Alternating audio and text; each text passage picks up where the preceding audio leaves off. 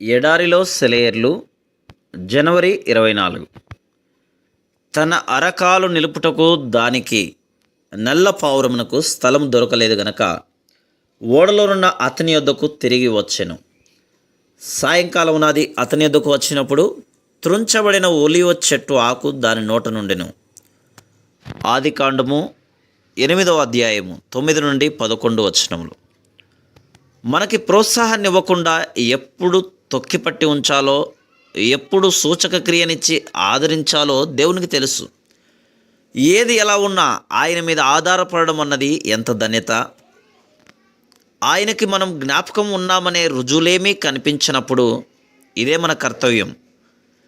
కంటికి కనిపించే సూచనలన్నిటికన్నా తానిచ్చిన మాట, మనల్ని ఎప్పుడు గుర్తుంచుకుంటానని ఆయన చేసిన వాగ్దానం ఎక్కువ నమ్మదగినది, ఎన్నదగినది అని మనం గ్రహించాలని ఆయన ఉద్దేశం.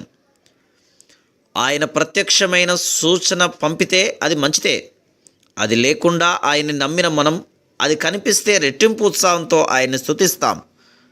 ఆయన వాగ్దానం తప్ప మరే ఇతర సాక్ష్యాలు లేకుండా నమ్మిన వాళ్ళు ఆయన నుండి అందరికన్నా ఎక్కువ ప్రేమ, బహుమానాలు పొందుతారు. తుఫాను మబ్బులు చుట్టూరా కమ్మితే, పరలోక స్వరం మోగబోతే నమ్మండి, ఆయన్ని మీ ప్రార్థనలన్నీ వింటున్నాడు. దుఃఖం, శ్రమలు, బాధ దగ్గరైనా, అతి చేరువైన, ఆత్మీయులు దూరమైన స్తుతించండి, ఆయనున్నాడు మనకి.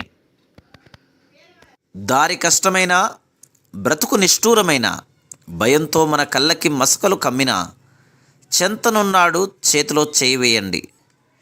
దారులన్నీ మూసుకుపోయినా, అందమంతా అనగారిన మనతో ఉంటాడు, నమ్మి విశ్రమించండి ఆయనలో. ఆలస్యాలు తిరస్కారాలు కావు.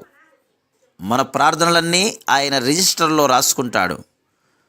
వాటి కింద రాసుకుంటాడు, దీని సమయం ఇంకా రాలేదు. దేవుడికి ఒక సమయం, ఒక ప్రత్యేకమైన కారణం ఎప్పుడూ ఉంటాయి. మన ఉనికిని నిర్దేశించిన వాడే మన విడుదల కోసం పథకం కూడా సిద్ధం చేశాడు. Praise the lord.